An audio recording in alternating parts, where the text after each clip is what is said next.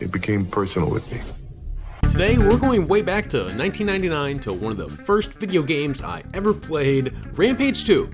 And if you're wondering what the Rampage 1 video is, it doesn't exist. We're just jumping in at the second floor and popping in at what engineering concepts the developers at Midway snuck into their game.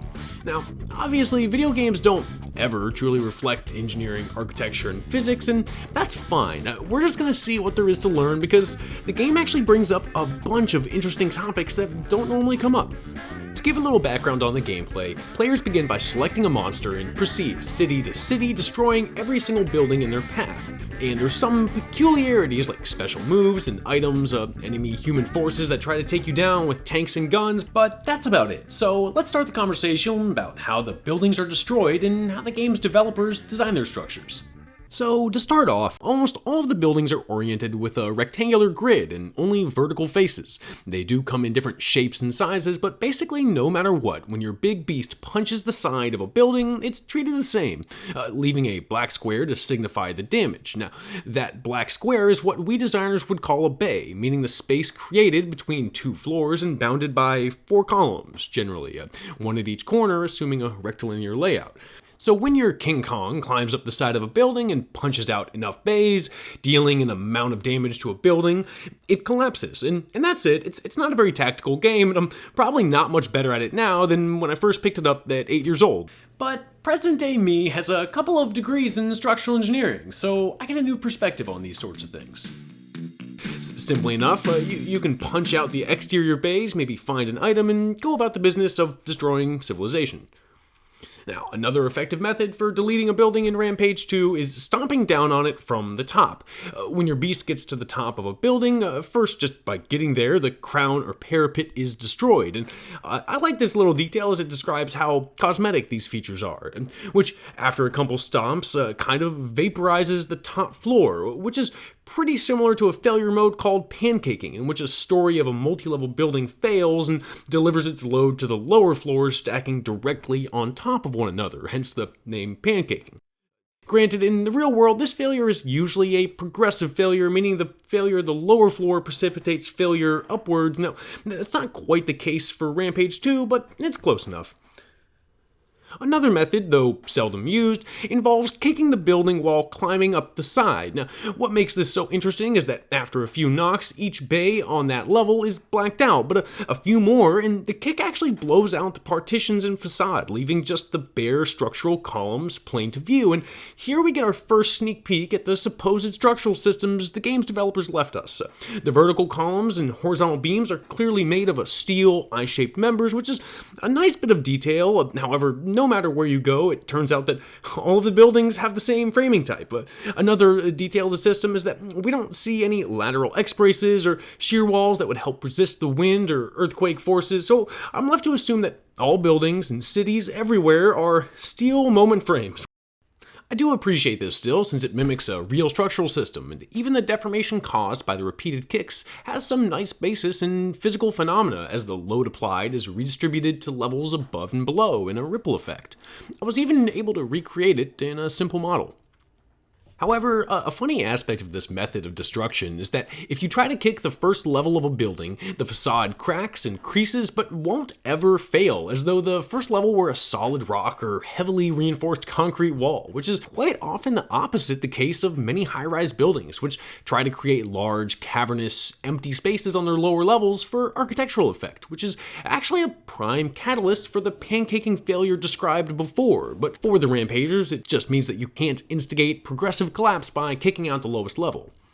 So moving on to another method for Annihilation, the game offers up items at random while destroying buildings. The ones that offer new ways of destruction are the super punch items that let players punch out entire levels with one punch.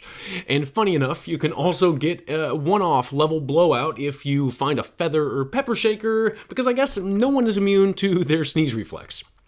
But one of the most unique items you can find in the game is a bomb, which literally vaporizes the entire structure. No shrapnel, no toppling over, just nice, clean fun.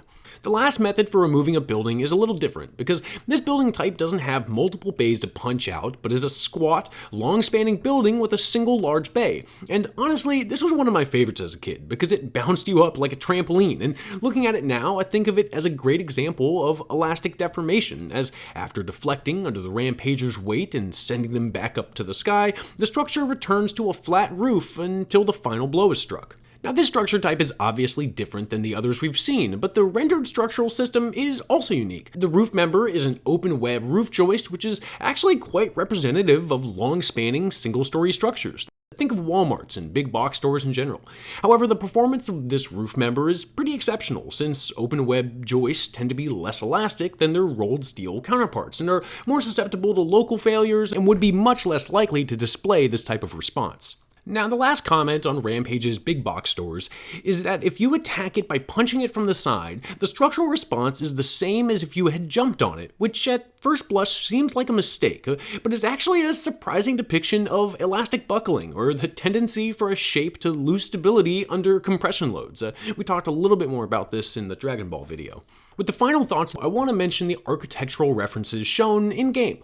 Beyond our two-dimensional playscape, many cities are shown with their trademarks on display. We can see the Space Needle in Seattle, Eiffel Tower in Paris, and even the Santa Maria del Fiore makes an appearance.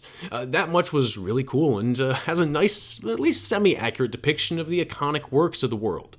But just as there wasn't any variety in the structural system, it shouldn't be surprising that there's not that many unique buildings. Many of them repeat across continents and cities, though the broadly Asian buildings have unique features, similarly with some American and European architecture as well. However, even when we finish demolishing the cities of Earth and invade alien cities on the moon, this is the Universal Tour after all, I was left rather disappointed. To me, the alien architecture didn't have much of a unique feel or even much to discuss from a fantasy perspective. They just aren't appreciably different from Earthen buildings, just a little bit rounder. At least on Earth, there are some great references to iconic buildings, both in the background and the cityscape. As players, we get to destroy a couple of iconic buildings. The Willis Tower shows up in Chicago, Twin Towers in New York. Keep in mind this was made in 1999. Even little replica buildings of these, like the Citicorp Tower, show up all over the world. And I'm sure there's dozens of architectural references sprinkled in there. Those are just a couple that I noticed. Did any jump out to you while you've been watching?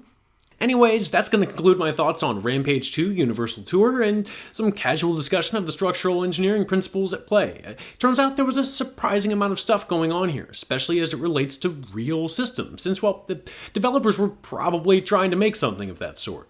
So that's all for this video. If you're still here, please hit the like or subscribe buttons, and if you have thoughts or questions on any of the systems discussed or have games that you'd want to see a video on, leave that down in the comments. Until next time, adios.